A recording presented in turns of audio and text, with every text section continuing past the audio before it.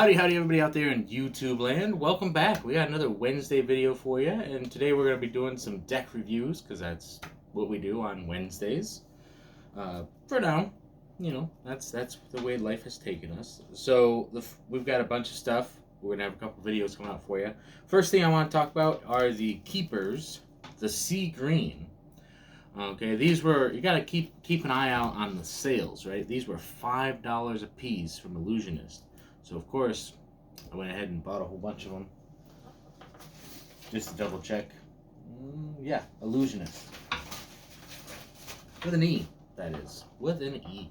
So I got 4 of them because, well, I got a little bit click happy with the cart button.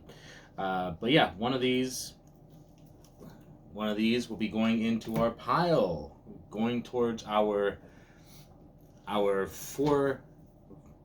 4,000 subscribers, which we're like 20 away, so we're so close, but that's going to be probably at the end of May when we're going to be doing that. We're going to be over 4,000 by then, so we will be announcing that giveaway, which will be another half brick worth of cards, and we'll send that out to somebody, some lucky somebody. Then we got the keepers that I will be opening today. Then we will have one for Mr. David for his collection, and then we'll have an extra one, just like we have an extra Canis Lupus. So let's go ahead and put this over here, and let's get this opened and take a look. So something fascinating is I like lighthouses. Yeah, I like them. Let's see if I can actually open this. Oh, there we go. Nice and easy. Now, Ellusionist, the way that they usually work, if I remember correctly, is usually the deck box and the deck itself is usually wrapped. So let's take a look here.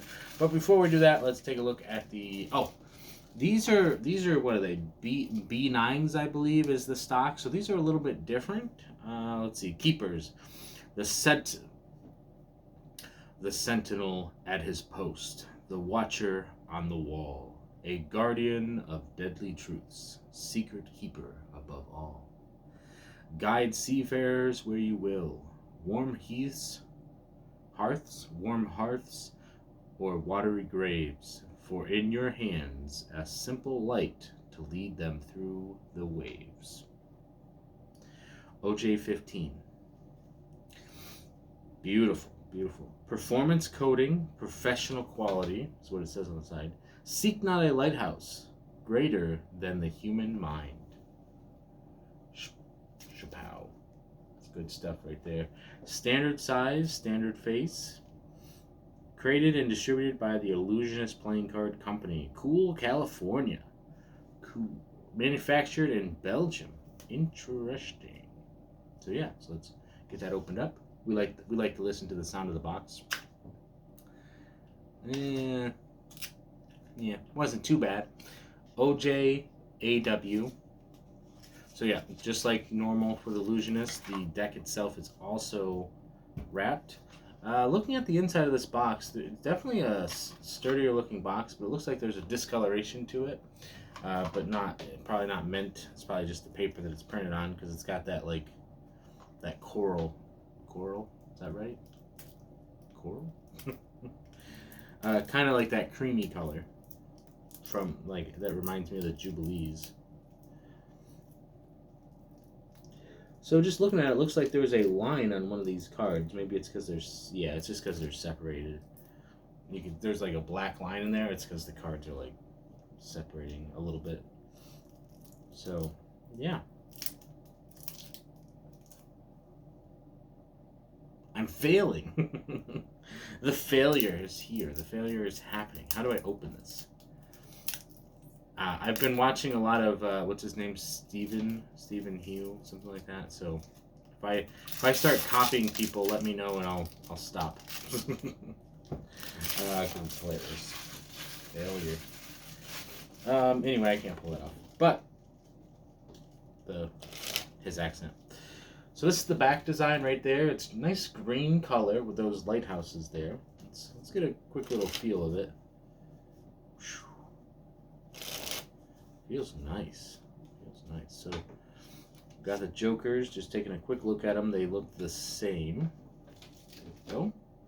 Similar jokers, so that's cool. We definitely have that, like a different type of finish on it, but I'll try to keep up with you. That's the power pip with the little lighthouse there. So that's standard faces, so we should be fine there.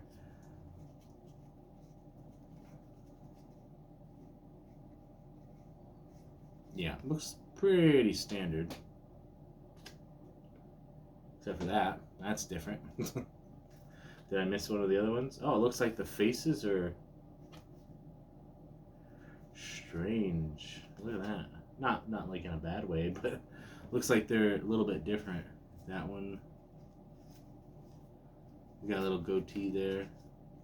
Is that mutton chops? Oh no, he's got a goatee. So that's pretty cool. Anything different here? Nope, these faces are pretty much the same. And anything towards the bottom? Ooh, we do have some extra stuff. Okay, so it looks like we have a regular Queen of Hearts. Or an extra Queen of Hearts, because Queen of Hearts is a good force card. And then we do have the Illusionist card, which is cool because that can go in our pile of practice cards. How does this feel? Feels good. It's almost got like a, they always say linen finish, and that might be that coating on it. But it feels kind of like there's a smoothness to it that's really nice.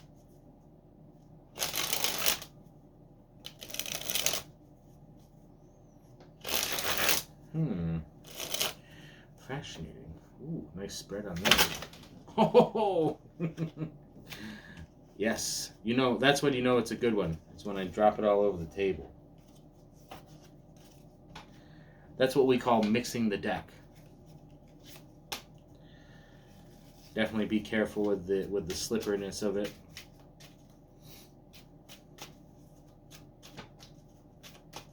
Give the deck a little bit of a mix. Let's do a little bit of a test here. I know that's slippery, but we'll try it with some Twisted Rain.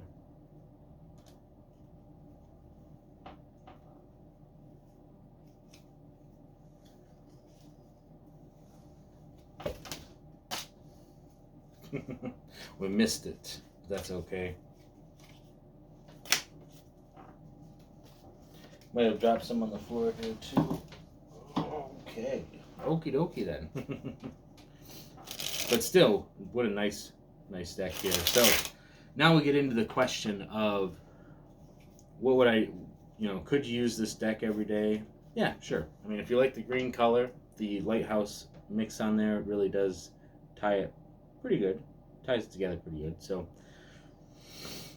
keep that in mind that you could, in fact, just seeing if there's any differences on them. But yeah, you could, in fact, you could probably get away with using these. I think they're standard enough for that. Green isn't necessarily a standard color, I don't think, but still nice. What kind of tricks? What kind of themes? It's lighthouse, so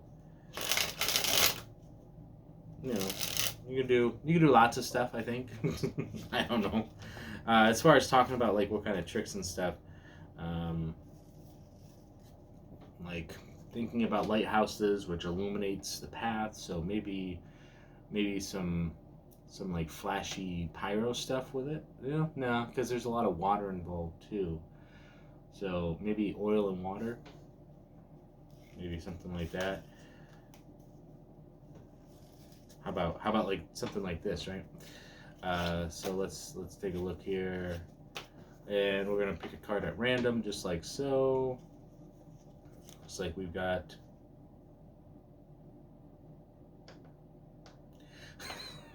Okay. We got the Queen of Hearts, so we didn't even need the extra one. We just picked the Queen of Hearts. Okay, let's try that again. Not the Queen of Hearts, because that's too easy. Good. That's the other one, Ace of Hearts, right? Okay, so we've got the Ace of Hearts. Let's go ahead and lose it into the pack. just like so. All sorts of nice stuff going on there. And then, let's see. I gotta remember how to do this. Not like that. That's not how you do that. Okay, so trying to think how I want to do this. Okay, so now you imagine that you're out on the boat, right? And the weather, the storm gets a little intense, and the boat starts to rock back and forth. Things are flying all over the place, and you're trying to hold on. And the wind's blowing one way like that, and the water is going the other way, and then there's like octopus arms showing up and grabbing your bow. You see sharks and all that. That's what this is. It's just all that kind of stuff. All the sea monsters, jellyfish. That's my daughter doesn't. She's not a big fan of jellyfish. So the scary things, when you're out on the water, right? And so basically what ends up happening is you're trying to find your way in the storm, and you've got, something that looks like that, and then you got something that looks like this, and then you even got things that are like that. But what you really want to do is you want to light up that lighthouse. The light as it spins around, because it'll light your way and illuminate everything to fix everything the way that it should be. Something like that. I got thrown off by the fact that the first card I drew was the Queen of Hearts. So another thing that I would do when you have an extra queen like that is, let's take a look here. We're going to go with this card and no, let's go back to here. And we like this one. Okay. Nah, this one. Okay, here we go. Let's see, how do I want to do this? I'm just thinking out loud here. I'm thinking out loud stuff that you can do. Okay, here we go. So what we're going to do is we're going to go ahead and pick a card for you real quick. That is the Queen of Hearts, of course. Of course. You're going to set that right here on the box. That way that is completely ready for you there. And then we're going to pick a card for me, which is the Queen of Hearts. Wait a second. If I've got the Queen of Hearts, oh, you've got the Ace of Spades. I messed that up. How am I supposed to do it? Let me think.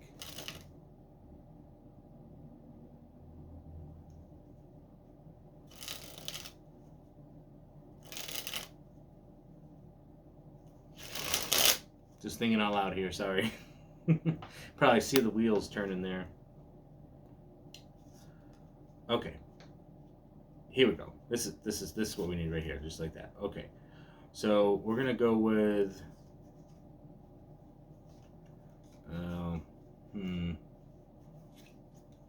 sorry, just thinking on the spot here for you guys.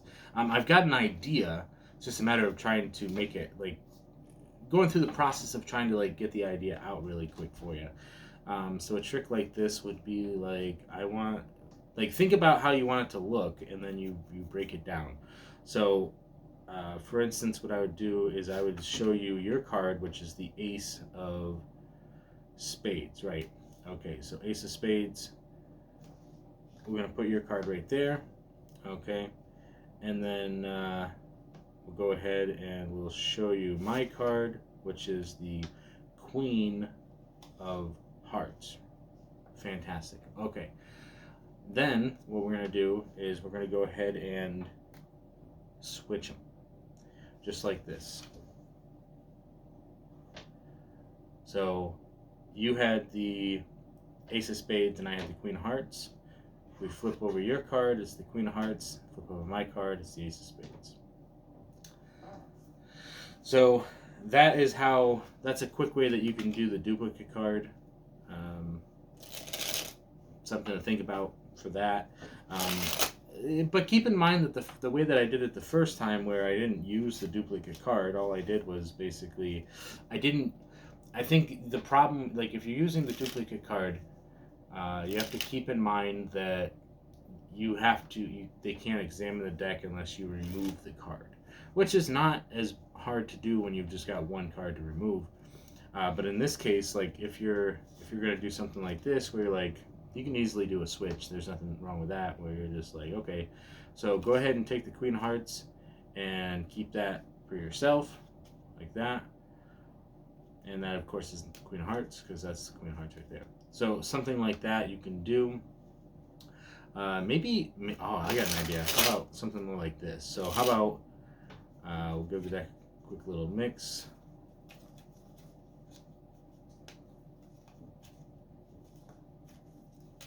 Okay, good deal. One last cut for you. Now we're gonna pick a card, which is going to be the Ace of Spades. Okay, we're gonna go ahead and lose that card into the deck. You see, all the cards are in fact different. Okay, then that's your card, was the Ace of Spades. Now I'm gonna pick my card, which is going to be the Queen of Hearts. Okay, now I want you to hold on to my card. Go ahead and hold on to my card. Give the deck a nice little mix again. Now what we got to do is we got to try to find. We're going to try to find your Ace of Spades. Your card, right? Okay. Let's see here. I think it's going to be about right there. Okay. And that is, no, that's the Queen of Hearts. That was my card. Wait.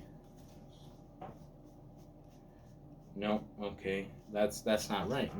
Okay, so your Ace of Spades is gone. If that's my card, then what card did I give you? There it is. We found it. So I don't know. I'm too stoic for this. So yeah. So I mean, you can do a similar trick where instead you'd have to just set it up differently. Whereas with the duplicate card, you can create this motion that is like a quick change type of situation, without having to, like, you'd still want to mix up the deck maybe a little bit, but you can keep everything neat and then do that.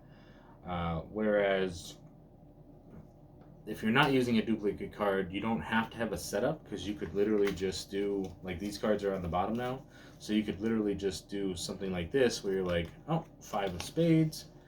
That'll be your card. We're going to lose it into the pack, just like so. Okay, and then we're going to go ahead and pick my card, which is going to be the 4 of Spades. So you go ahead and hang on to that. Go ahead and give the deck a nice little cut. And then we're going to try to find your card, which is the...